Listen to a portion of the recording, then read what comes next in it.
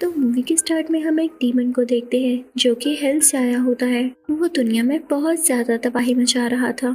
उसकी एक आंख ब्लैक होती है और एक आंख रेड। तो बुद्धा जो कि एक रिलीजियस पर्सनैलिटी माने जाते हैं, वो उसकी दोनों आंखें निकाल लेते हैं ताकि उसकी कुछ बुरी एक्टिविटीज में कमी आ सके। अब बुद्धा दोनों आइज को एक जगह पर बंद करना चाहते थे। ब्लैक आई को तो वो एक बॉक्स में बंद कर देते हैं, लेकिन रेड आई इससे पहले ही वहाँ से भाग जाती है और 7 दिन तक मिसिंग रहती है। इनफैक्ट वो इन 7 दिनों में 7 लोगों को पोजेस करती जा रही थी, उन पर अपना कंट्रोल कर रही थी, क्योंकि ये रेड आई एक डिमोनिक आई थी। लेकिन बुद्धा जैसे तैसे करके उस आई को भी पकड़ लेते हैं और 8th नाइट को उसको भी एक बॉक्स में बंद कर दिया जाता है और दोनों आइज को दुनिया के अलग अलग कोनों में भेज दिया जाता है ताकि इन बॉक्सेस को कहीं दूर छुपा दिया जाए और कभी कोई इनको ना खोले, वरना डीमन वापस आ सकता है। इस इंसिडेंट को कई साल गुजर जाते हैं और अब हम मूवी में प्रेजेंट का सीन देखते हैं जब एक आर्कियोलॉजिस्ट एक डेजर्ट में जाते हैं। वहाँ पर उन्हें सैंड में से एक बॉक्स मिलता है। वो बहुत खुश होता है क्योंकि लोगों ने उसकी इस बात पर यकीन नहीं किया था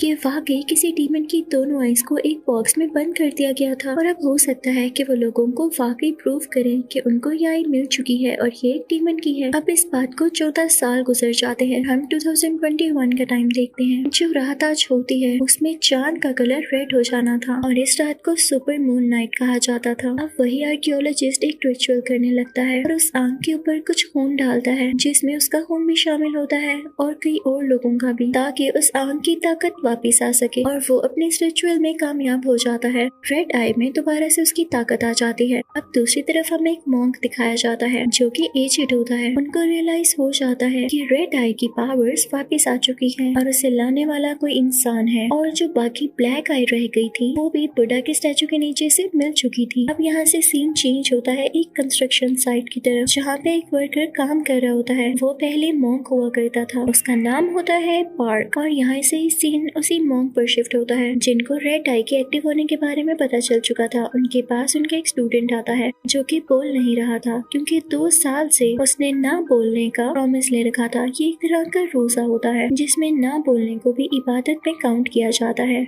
इसका नाम होता है चोंग सो और ये मूवी का मेन कैरेक्टर भी है। अब मॉन्क उसे अपने साथ अंदर ले आते हैं और उसी डीमन की स्टोरी बताने लगते हैं कि वो रेड आई एक्टिव हो चुकी है जो कि उसी डीमन की है। वो फिर से 7 दिनों के अंदर अंदर 7 लोगों पर कब्जा कर लेगी, उन्हें प्रोसेस कर लेगी। इसके बाद ब्लैक आई को भी ढूंढा जाएगा और ये दोनों आइज इकट्ठी हो जाएंगी और फिर 8वें दिन पूरी दुनिया तबाह हो जाएगी। लेकिन अब इसका हल क्या था, दुनिया को कैसे बचाया जा सकता था? तो मॉन्क ये भी बता देते हैं कि रेड आई जिन 7 लोगों को पोजेस करेगी, यानी चेन वाइज चलेगी, इन लोगों की चेन में से किसी एक आदमी को मारना होगा, क्योंकि अगर इन्होंने किसी एक पोजेस आदमी को मार दिया तो ये चेन टूट जाएगी और रेड आई अपनी पावर का यूज नहीं कर सकेगी। और अब ये इंसिडेंट होने शुरू हो चुके थे। रेड आई ने लोगों को पोजेस करना शुरू कर दिया था। सबसे पहले वो एक हंटर को पोजेस करती है, जिसमें काफी अजीबोगरीब चेंजेस आने लगते हैं और वो बहुत खौफनाक दिखने लगता है। और जो उसने दूसरा अटैक किया था वो पार्क पर था, यानी उसी वर्कर पर। अब नेक्स्ट मॉर्निंग जब चोंग सूक एक बुरे ख्वाब से उठता है तो उसके साथ मॉन्क बैठे होते हैं जो उसे एक बॉक्स देते हैं और कहते हैं कि मेरे पास पार्क को लाओ। लेकिन इससे पहले ही उस बूढ़े मॉन्क की डेथ हो जाती है। चोंग सूक के लिए काफी शॉकिंग बात थी। फिर नेक्स्ट डे हमें एक होटल का सीन दिखाया जाता है और आज तीसरा दिन था जब से रेड आई ने अपना काम शुरू कर रखा था, यानी अब तक वो 2 लोगों को तो पोजेस कर चुकी थी, एक हंटर को और एक पार्क को। न जाने आज वो किसको पोजेस करती। एक डिटेक्टिव उस होटल के अंदर जाता है जहाँ पर उसी पोजेस्ड हंटर ने जाके एक कपल में से एक आदमी को मार दिया। लड़की तो वहाँ से चली गई, लेकिन उस आदमी की डेड बॉडी के साथ साथ हम उस हंटर की डेड बॉडी भी देखते हैं जिसकी हालत काफी खराब थी और उसे देख के लग नहीं रहा था कि कल रात ही मरा है।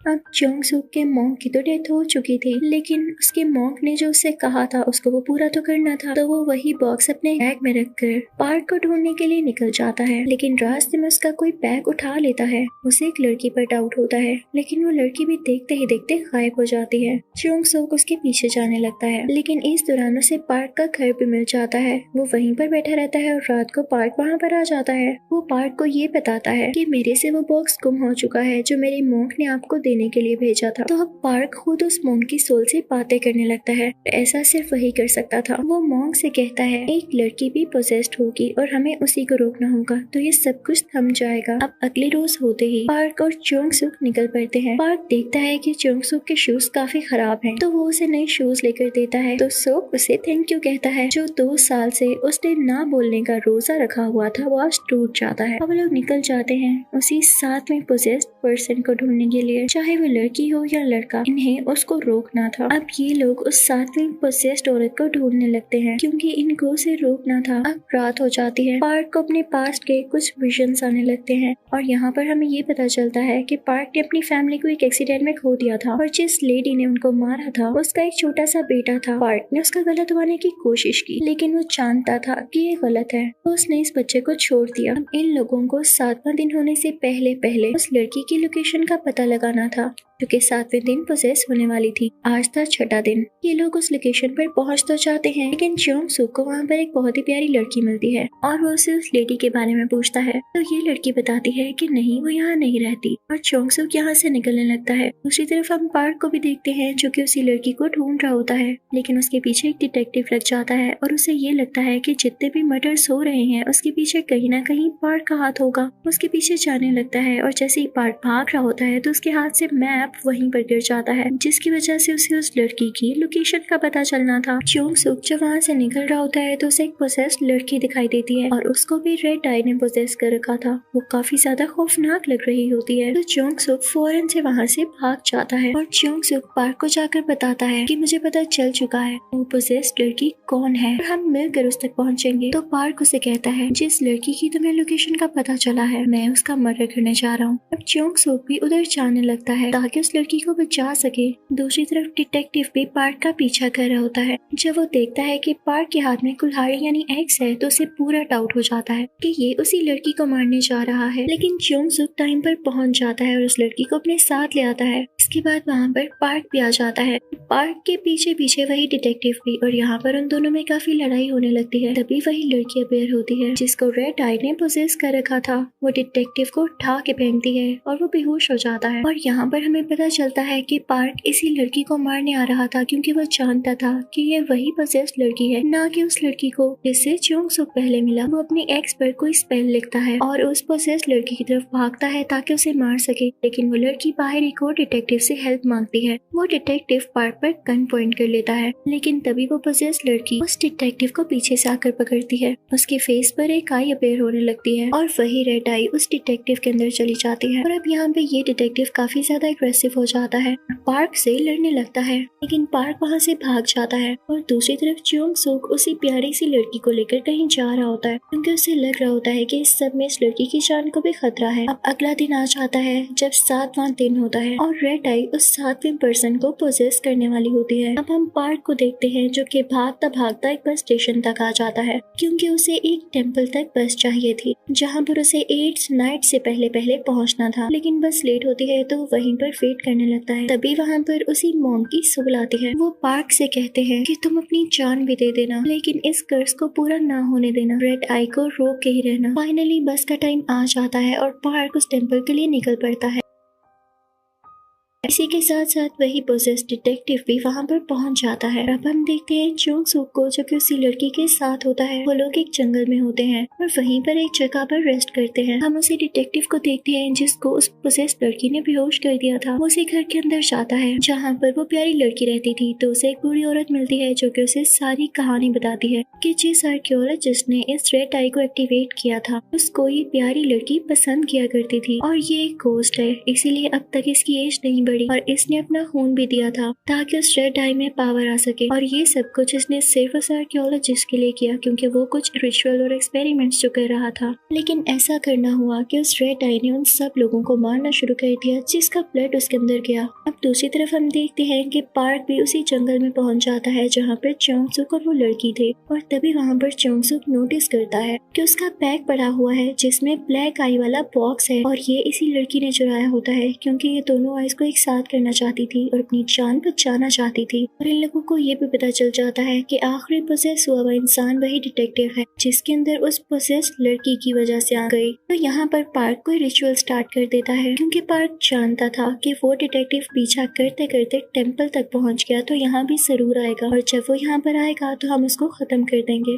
शुरू में हमें वो डिटेक्टिव मेन कैरेक्टर नहीं लगा लेकिन उसका कितना बड़ा रोल था इस मूवी में। खैर अब पार्क की बात होती है सच और वो पोसेस डिटेक्टिव यहाँ पे पहुंच जाता है। पार्क अपनी कुल्हाड़ी चोंगसुक को देते हैं और उससे कहते हैं कि ये डिटेक्टिव जैसे ही मेरे पास आएगा तो अपनी पावर्स मुझ में शिफ्ट करने की कोशिश करेगा, यानी रेड आई मेरे अंदर आ जाएगी और तुम फौरन से इस कुल्हाड़ी से मुझे मार डालना और ये किस्सा यहीं खत्म हो जाएगा। लेकिन जैसे ही वो पोसेस डिटेक्टिव पार्क के पास आता है तो उसके कान में विस्पर करता है कि मुझे तुम्हारी जरूरत नहीं है, मुझे कोई ऐसा चाहिए जो कि इन दोनों आइज का गार्डियन हो और इनकी प्रोटेक्शन करना जानता हो। पार्क हैरान हो जाता है, उसकी आंखें खुली की खुली रह जाती हैं क्योंकि यहाँ पर उसे रियलाइज होता है कि इन आइज का असली गार्डियन कोई और नहीं, वो खुद नहीं, कोई मॉन्क नहीं बल्कि था चोंगसू। इसी के साथ वो पोसेस डिटेक्टिव पार्क को एक गन देता है कि खुद को शूट कर लो, मुझे तुम्हारी कोई जरूरत नहीं है। लेकिन पार्क वाइज होने की वजह से उसी पोसेस डिटेक्टिव को ही शूट कर देता है। लेकिन ये चीज उसे गुस्सा दिला देती है और वो पार्क पर हमला कर देता है। साथ ही पार्क चिल्लाने लगता है, चोंगसू ये मैंने तुम्हें बचाने के लिए किया, तुम जितनी जल्दी हो सके यहाँ से भाग जाओ। लेकिन इससे पहले कि चोंगसू वहाँ से भागता वो डिटेक्टिव भी उसके पीछे जाने लगता है और पार्क उसके पीछे। वो पोसेस डिटेक्टिव चोंगसू को पकड़ लेता है लेकिन पार्क भी अपनी कुल्हाड़ी लेकर आ रहा होता है और वो उस पोसेस डिटेक्टिव पर अटैक कर देता है, उसे अपनी कुल्हाड़ी से मारता है। लेकिन इसी दौरान वो डिटेक्टिव पे आ जाता है जिसे पार्क पर डाउट था, ये लोगों को मारता है और उसे पिछली स्टोरी का नहीं पता था, तो वो आते साथ ही पार्क पर शूट कर देता है और साथ ही वो अपने दोस्त डिटेक्टिव के पास जाता है जो कि कुल्हाड़ी लगने की वजह से अब मर चुका होता है। उसकी बॉडी श्रिंक हो रही होती है बिल्कुल बाकी पोसेस लोगों की तरह, जो मरते ही उनकी बॉडी का बहुत बुरा हाल हो जाता है और लगता ही नहीं कि वो भी मरे हैं। लेकिन इससे पहले ही रेड आई अब चली गई थी चोंगसुक की बॉडी में। चोंगसुक उसे डिटेक्टिव के पीछे आता है और उसके फोरहेड पर वो आय नजर आ रही होती है। वो डिटेक्टिव को उठाता है और उसे जोर से दूर फेंकता है। एक दर्द की शाख उसकी बॉडी के आर पार हो जाती है और वो मर जाता है। अब चोंगसुक क्योंकि पोसेस्ड हुआ होता है तो वो ब्लैक आई वाला भी बॉक्स खोल देता है ताकि दोनों आइज इकट्ठी हो जाए और डीमन दोबारा से एक्टिवेट हो जाए। लेकिन जैसे ही पार्क ये देखता है तो डीमन से रिक्वेस्ट करता है कि प्लीज चोंगसुक को कुछ मत करना, मैं सेक्रीफाइस देता हूँ, तुम मुझे ले जाओ। लेकिन तभी डीमन एक चालाकी करता है, वो वहाँ पर एक इल्यूशन क्रिएट कर देता है। इसकी वजह से पार्क को चोंगसुक एक बच्चे की शक्ल में दिखाई देने लगता है और ये वही बच्चा होता है जिसको पार्क पास्ट में मारने वाला था, यानी ये उसी लेडी का बेटा था जिसने पार्क की फैमिली को हिट करके मार दिया था। पार्क इस बच्चे को मारना चाहता था, मैंने ऐसा इसलिए किया ताकि पार्क इस बच्चे को मार दे और रेड आई इसकी बॉडी से बाहर आ जाए और ब्लैक आई के साथ मिलके ये दोनों आइज एक साथ हो जाएं और डीमन भी एक्टिवेट हो जाए। तो पार्क उस छोटे बच्चे के मुंह को टच करने लगता है और उसके फेस पर ब्लड से कुछ लिखने लगता है जैसे कोई स्पेल हो। तो डीमन को गुस्सा आता है कि इस बच्चे को मार ही नहीं रहा, यानी जो डीमन चोंगसुक के अंदर होता है। अब वो पार्क पर अटैक करके उसे मारने ही वाला होता है। लेकिन तभी पार्क कुछ स्पेल्स पढ़ने लगता है जिसकी वजह से चोंगसुक के फेस पर लिखा गया स्पेल भी ग्लो करता है और चलने लगता है। इसी वजह से उसकी बॉडी में जो डीमन होता है वो बाहर आ जाता है, उसकी बॉडी को छोड़ देता है। लेकिन इसके बाद वो डीमन पार्क के अंदर आ चुका था। चोंगसुक क्योंकि अब सेंसेस में होता है उसे सब बातें याद आने लगती हैं कि पार्क बस उस डीमन को मारना चाहता था उसकी उसी रिस्पेक्टेड मॉन्क के कहने पर, और इसके लिए वो अपनी जान देने को भी तैयार था। तो चोंगसुक उस डीमन को मारने के लिए पार्क पर ही कुल्हाड़ी से अटैक कर देता है और उसकी जान ले लेता है। यहाँ पर फाइनली वो डीमन मारा जाता है और गायब हो जाता है। सब कुछ पहले जैसा होने लगता है। फिर मूवी के लास्ट सीन में हम चोंगसुक को देखते हैं जिसने अपना फेस कवर कर रखा होता है और वो उसी रेगिस्तान यानी डेजर्ट में होता है जहाँ से उस रेड आई वाला बॉक्स निकाला गया। वो उस बॉक्स को दोबारा से सैंड में दफना देता है इस होप के साथ कि ये रेड आई कभी वापस नहीं आएगी और ना ही वो जालिम डीमन। और साथ ही हम देखते हैं कि चोंगसुक के पाँव में जो चेन यानी जंजीर होती है वो भी खुल जाती है क्योंकि वो भी अब पूरी तरह से आजाद यानी फ्री था। वहाँ पर उसे उस प्यारी लड़की का गोश्त भी दिखाई देता है। इसी सीन के साथ ये मूवी यही एंड होती है। Thank you for watching.